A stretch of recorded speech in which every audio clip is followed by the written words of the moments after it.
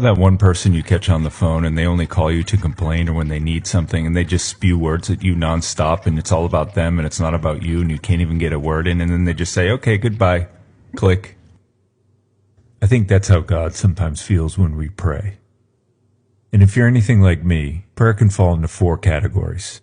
Either it's dry and stale like a dried out old bagel, or we say the same things over and over again like a broken record, or we treat God like some giant vending machine in the sky where I put a little something in and get a little something out.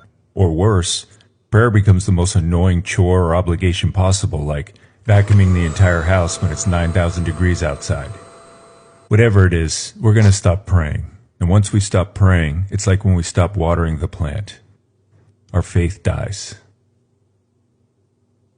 So I just wanted to pass along some thoughts and techniques I've picked up along the way that have helped me break out of all these and really helped me take my prayer a little deeper.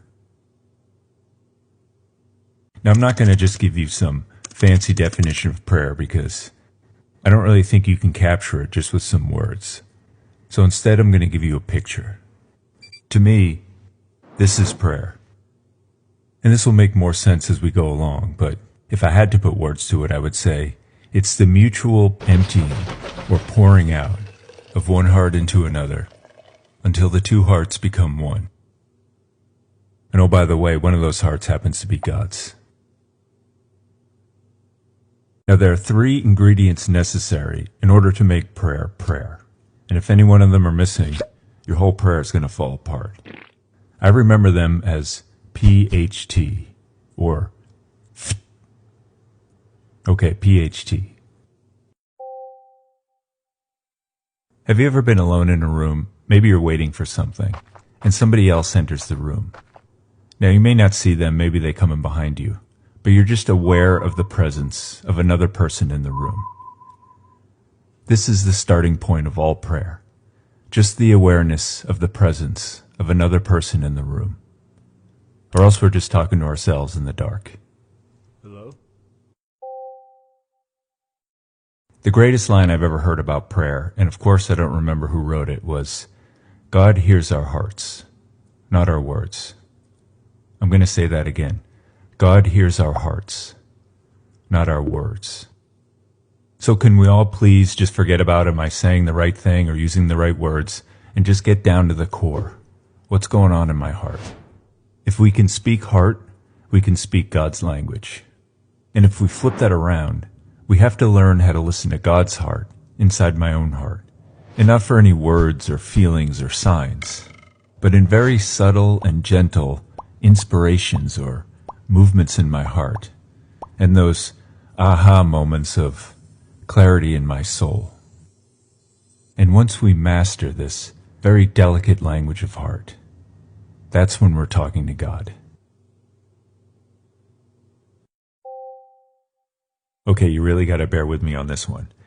Remember those old diving suits where the guy in the bottom was completely dependent on the guy in the top, and the guy in the top had to pump all the air down to the guy in the bottom, and if the guy in the bottom ever wanted to come up, he had to tug the rope and just hope and pray that the guy on top would see it and pull him up? Okay, the point is, if you're the guy in the bottom, you have to entrust your entire life into the hands of the guy in the top, even for your very next breath. Now, in a similar but totally different way, we have to 100% have that same radical trust in the guy in the top, even for our very next breath. Now here's where the analogy breaks down, because it's not just some guy in the top we're entrusting our entire lives to. It's the God of the entire universe who loves you and me in a way that, well, we could never possibly comprehend. Listen to these lines. The whole universe before the Lord is a grain of sand, a drop of morning dew. But not one tiny sparrow falls to the ground without God knowing it. And even the hairs on your head are numbered. So don't be afraid. You're worth more than all the sparrows.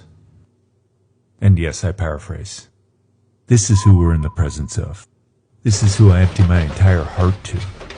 This is who I entrust my next breath to.